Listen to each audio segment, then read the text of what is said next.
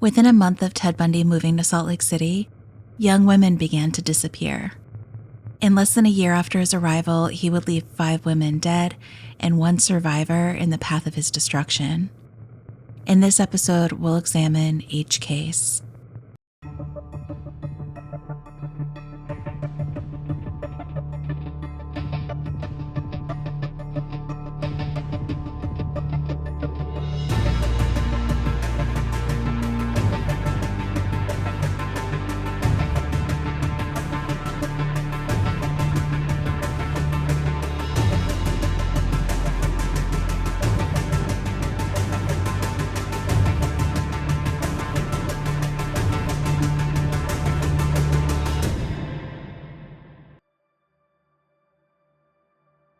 On October 2, 1974, 16-year-old Nancy Wilcox left her home in Salt Lake City after having an argument with her father. Nancy had told her father that her boyfriend John would be picking her up at the house after football practice. Well, this caused conflict because John's pickup truck would leak oil in the driveway. Frustrated, Nancy kind of stormed off, and it was presumed that she walked over to her high school to meet John, which was only 5 minutes away. Unfortunately, she never made it there. Her family home right here would be the last place anyone saw her alive. Her disappearance wasn't reported to the media immediately. Because she had been fighting with her father, it was treated more like a runaway situation. It wouldn't be until 14 years later that Bundy would confess to her murder, and it would have been his first one in the Salt Lake area. His story was that he forced her into an orchard near her home, restrained her, and then drove her to his room on First Avenue. He said he kept her there for 24 hours, killed her the next day, and then drove 200 miles to dump her body. Now, at the time, he was living in a rooming house, and it would have been difficult to remain unnoticed if he was keeping her there. The first part of the series covered all the places he lived in Salt Lake, by the way, and I have linked it below. As we know, Bundy was highly unreliable. At times, his explanations of his crimes contradicted. He told an author a variation of this story. Bundy said that he strangled her in the orchard because she got loud and wouldn't listen to him. And I'll show you how close the orchard was to her house. It's no longer there, but it was so close. It's now a housing development called Summer Spring Court.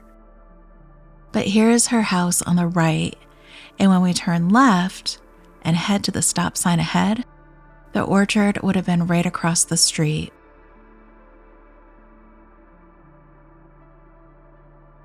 It would have been right there.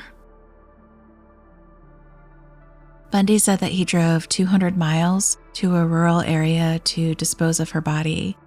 But in another interview, he specifically said that it was near Capitol Reef National Park. While her body has never been found and she is still listed as a missing person in NamUs, it is possible that he did drive miles and miles away. At that time, the bodies of his previous victims in Washington were being discovered, so it's possible that he was trying to be careful. Bundy's next victim was abducted in Midvale. 17-year-old Melissa Smith was last seen at a pizza parlor called Pepperoni Pizza on October 18, 1974.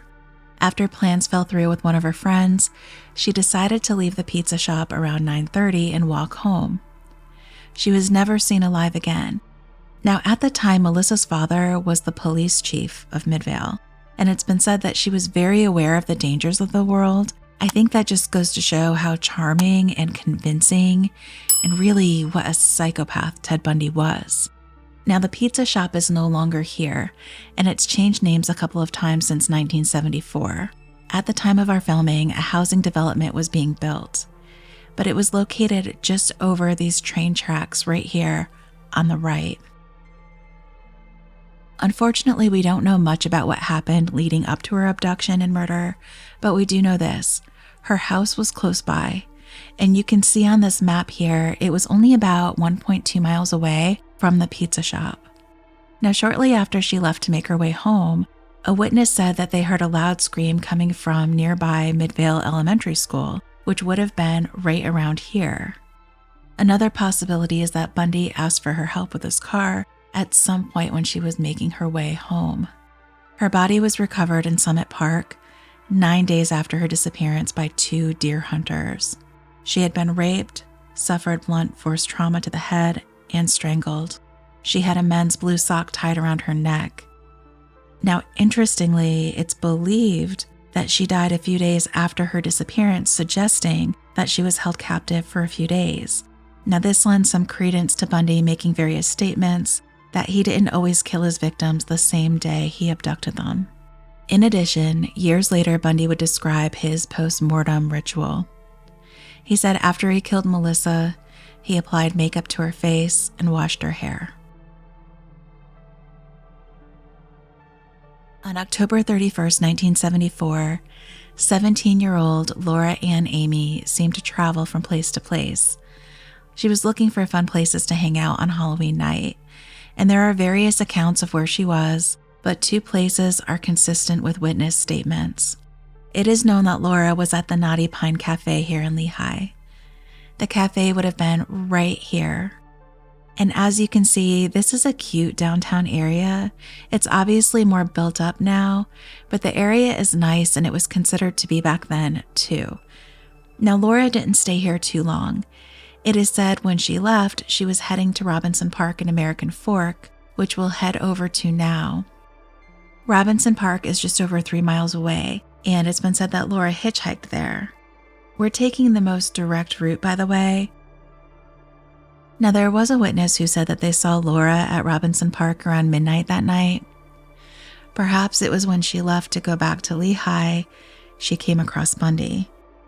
Now, Bundy never actually confirmed or denied that he killed her, but when her body was discovered in American Fork Canyon, like Melissa, she had been hit on her head, raped, and strangled with a nylon sock tied around her neck. Makeup had also been applied to her face and her hair had been washed. Tire tracks pattern found in the area of where she was found also matched Bundy's Volkswagen Bug. Robinson Park is coming up on the right. And as you can see, it is a small park, and it's likely that she would have been seen here if she did arrive here Halloween night. Now, also similar to Melissa's case, the medical examiner said that they believed that Laura was alive for 20 days after her disappearance. Bundy's next victim, 18-year-old Carol DaRonch, is one of the few young women who was abducted, escaped, and lived to tell her story. Carol worked in an office and she lived at home with her parents. On the night of November 8th, after working all day, she stopped at the Fashion Place Mall here in Murray around 7 p.m. She had parked her new 1974 Camaro in this parking lot outside of Dillard's. It was a Sears back then, but she parked here and made her way inside the mall and went to Walden Books. She was approached by Ted Bundy, who was posing as a cop, Officer Roseland, from the Murray Police Department. He approached Carol and asked if she had parked her car outside of Sears, and she told him that she did. Then he said that someone was seen trying to break into her car, and he asked if she would go out to the parking lot with him and just make sure that nothing was missing. So she agreed. At that point, she recalled that he seemed very polite and well-educated. When they reached her car, Carol was relieved to see that it was fine and nothing was missing from inside.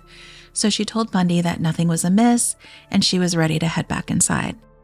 Bundy asked her if she would go back inside with him to file a complaint on a suspect that had been detained for an attempted break-in. So she agreed and followed him back inside. Now, once they got back inside, Bundy led her to some hallways and pretended to search for the suspect. He told Carol that his fellow officers must have already brought him to the police substation. Now, of course, none of this was true, and he was just setting up the scenario to get her alone. Bundy told Carol that the substation was just across the street from the mall, so they walked over there. Now, in reality, it was this building here, which used to be a laundromat that closed down. And it's literally right across the street from the mall, as you can see here. Bundy attempted to enter a door that was locked and acted befuddled when he couldn't get inside. Now, Carol had been waiting on the sidewalk and she became suspicious. Something didn't feel right, so she asked Bundy for some identification. And Bundy, being the socio that he was, had already been anticipating a time when he would have to do some convincing. He quickly showed her a fake police badge before she could even finish asking. Now, after seeing this fake identification, Carol felt more at ease. When Bundy asked her to go to the main police station to fill out the report, she agreed. He led her over to his Volkswagen Bug, and immediately something didn't sit right with her once again. But having seen his identification, she rationalized that the condition of his car and lack of license plates on it was probably because he was an undercover officer, so she got inside. Bundy immediately began driving in the opposite direction of the police station, and after about a half a mile, he pulled into this drop-off area at McMillan Elementary School, where we are now. Now, Carol knew something wasn't right and demanded to know what they were doing. And Bundy didn't say a word, and when she tried to open the passenger door and make a run for it, he grabbed her left arm and handcuffed her. Feeling her life flash before her eyes, she put up a huge fight. Bundy pulled out a gun thinking that she would comply, but she continued to scream and try to get away. Eventually, she fell backwards out of the passenger door. Bundy ran outside to her and tried to hit her with a crowbar, but she kicked him and was able to run away, with the handcuffs still on her wrist. Shortly after, she was able to flag down a car, who immediately came to her assistance. Disheveled, Bundy sped away. Now, it wouldn't be until October 2nd, 1975, that Bundy was arrested for aggravating kidnapping and attempted criminal assault for what he did to Carol. This would have been just under a year after this incident. Police put Bundy in a lineup, and Carol immediately identified him as Officer Roseland. Witnesses in our next case also positively identified Bundy in another abduction, which we'll talk about in a moment. This is a case that really helped law enforcement know what they were dealing with when it came to Bundy. Washington State had already received word that Bundy had been arrested in Salt Lake. They had been comparing notes with Salt Lake police, and both agencies were beginning to become aware of the enormity of Bundy's crimes. Just hours after Carol's abduction, Bundy made his way 20 miles north of Murray to the suburb of Bountiful. He found himself here at Viewmont High School, where a school play was being performed. 17-year-old Debra Jean Kent attended this play with her parents. When the show ran longer than expected, she cheerfully told her parents to stay until the end and enjoy it. She said she would take the family car to go pick up her two younger brothers who were over at a skating rink. That skating rink was only 3 miles down the road. Now, the plan was for Debra to go pick them up and bring them back to the school to meet up with her parents. She left sometime between 10:15 and 10:25, and you can see how close the parking lot is to the door of the auditorium. When what should have been a 20-minute round trip turned into an hour, her parents became very worried. When they went outside to use the payphone to call the skating rink, their hearts sank when they saw the family car in the exact spot they had left it earlier that night. When they discovered that their two sons hadn't been picked up, they knew something was really wrong. Debra was responsible and never would have made her family worry. Immediately, people at the school started searching the building, thinking that maybe she locked herself in one of the classrooms.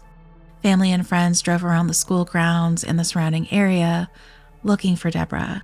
The police advised the family to wait 24 hours, but the next morning, while searching the school parking lot, police found a handcuff key just outside the auditorium where the school play was.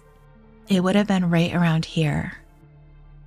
They were able to quickly surmise that the key fit the same handcuffs that had been used in Carol DaRonch's abduction just a couple of hours earlier that night. Witnesses later said that night they had seen a man in the parking lot who matched Bundy's description. He was observed skulking around the auditorium and asking women to help him identify a car in the parking lot. Many of them refused to help, feeling that something was just off with him.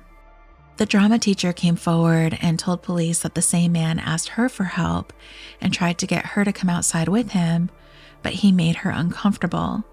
She said she didn't like how he stared at her, so she told him that she was too busy with the play. Around 10:45 that night, she said she saw him again in the parking lot, out of breath and looking disheveled. Now, this would have been 20 to 30 minutes after Debra had left the auditorium. It is possible that Debra was unconscious in Bundy's car when he was spotted by the drama teacher.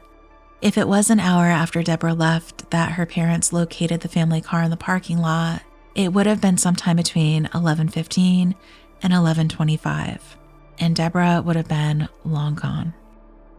Even with so much to go on and the connection to Carol's abduction hours before, police hadn't identified Bundy as their guy yet.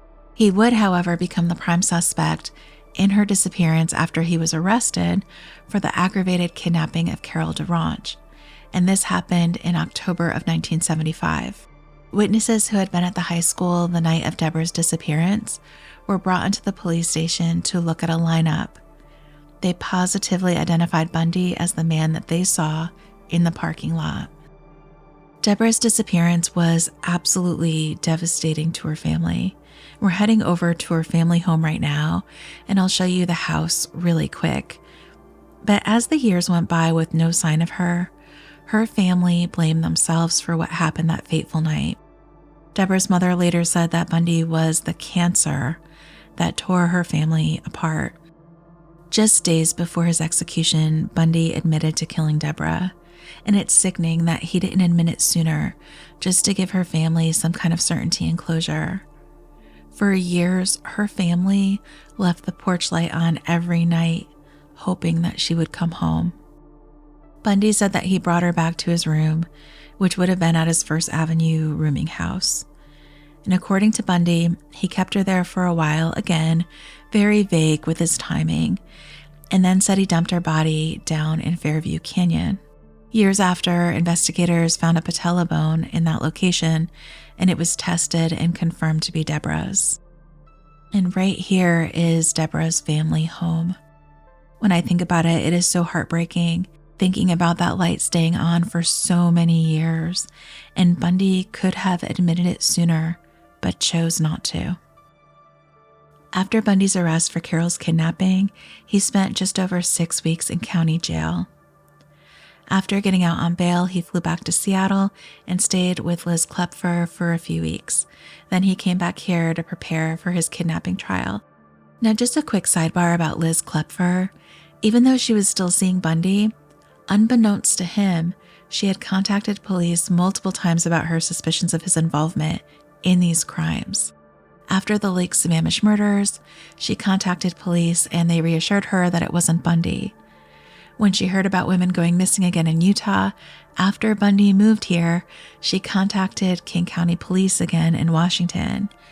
Then she contacted police here in Salt Lake City in December of 1974 to give them information about him. In fact, the officer who arrested Bundy in August of 1975 on suspicion of burglary later recalled Liz's phone call to police. In early 1975, Bundy was getting worried about police scrutiny, so he began hunting for his next victims in Colorado and Idaho. And I'll be doing a video dedicated to his crimes in Colorado in the future. But there was one additional murder he committed here in Utah before he was arrested and sent to prison for kidnapping Carol. On June 27, 1975, 15-year-old Susan Curtis disappeared from Brigham Young University in Provo. Susan's murder was the last confession that Bundy made, minutes before he was executed. Susan was at BYU for the Bountiful Orchard Youth Conference and was staying on campus for the event. After having dinner with her friends here at Wilkinson Student Center, she told them she had to go back to her dorm to brush her teeth, and she would meet back up with them right away. She had just gotten braces and knew that she had to keep them clean. So she made her way towards her dorm room, and it's believed that she was intercepted by Bundy right here.